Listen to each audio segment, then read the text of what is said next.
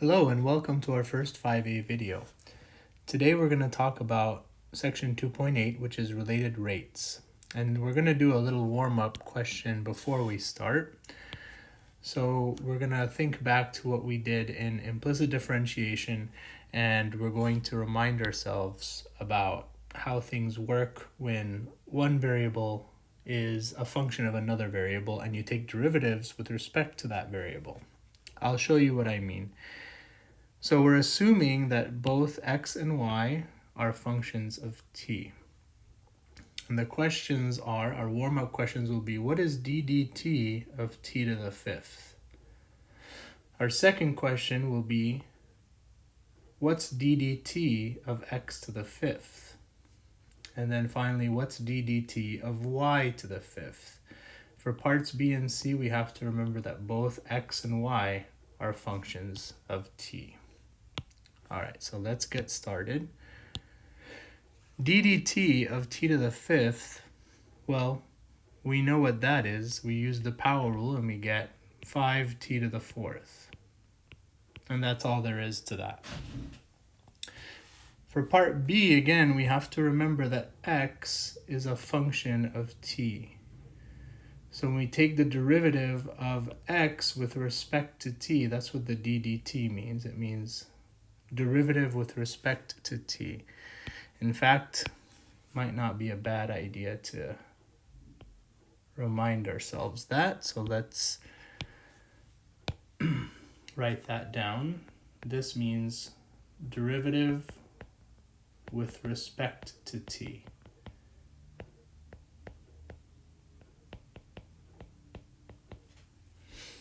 We're taking the derivative with respect to t of x to the fifth. So what does that mean? Well, we apply the chain rule. We think of x as being some function x of t.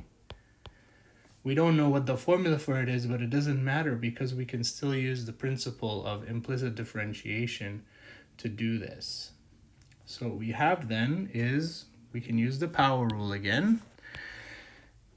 We have 5x to the fourth, but since x is a function of t, we have to use the chain rule. So we can take the derivative of x with respect to t. I can either call it x prime of t, or I can use this notation, which we call Leibniz notation, and write dx dt. That's the notation we're going to be using a lot in this lesson. Okay, take a moment, pause the video, try part C on your own. Again, remembering that y is a function of t. In other words, remembering that y is of the form y of t.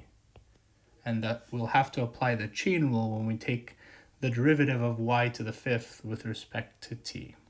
So go ahead, pause the video, try part C, and then we will continue.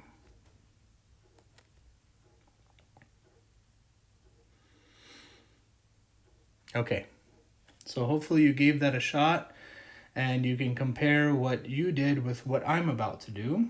So that will be 5y to the fourth dy dt. Very similar to part B, we just have a different letter. Again, we're only doing that because we're assuming x and y are functions of t. We're going to be making a lot of assumptions like that in this lesson.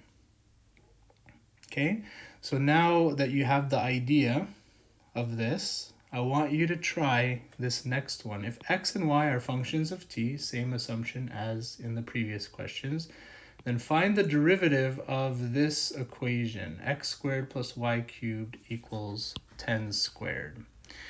And what I'm going to do is, I'm going to start you off by giving you a little hint, and what that will involve is taking the derivative with respect to t of both sides.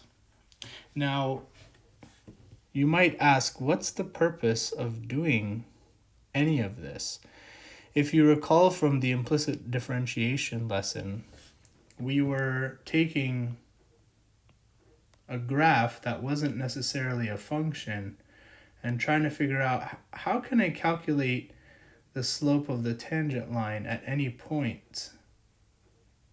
And implicit differentiation is what allowed us to do that. Remember that implicit differentiation involved taking an equation that's not necessarily representing a function, it's just representing a relationship between x and y, and we were taking the derivative of both sides of it. So the problem at hand right now is more of a review of implicit differentiation. So again, just to start with the hint, you're going to take d dt of both sides of the equation, like so.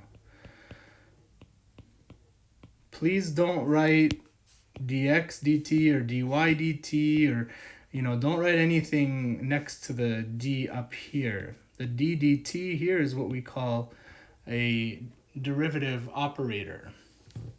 Okay, and it means you're taking the derivative with respect to t. So go ahead, pause the video, finish this problem, and then come back.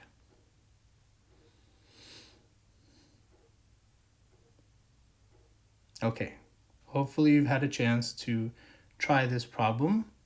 Now I'm going to go ahead and finish it. Again, doesn't hurt to keep reminding us, I'm thinking of x and y as functions of t.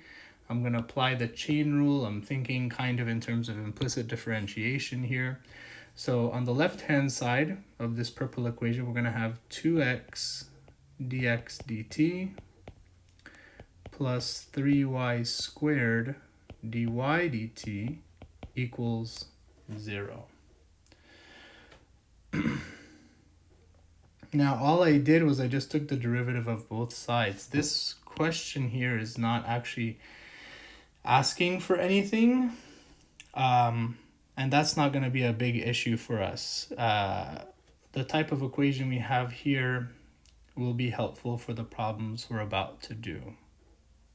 So we'll start those in the next part of this series of videos on section 2.8 related rates. So please join us for that.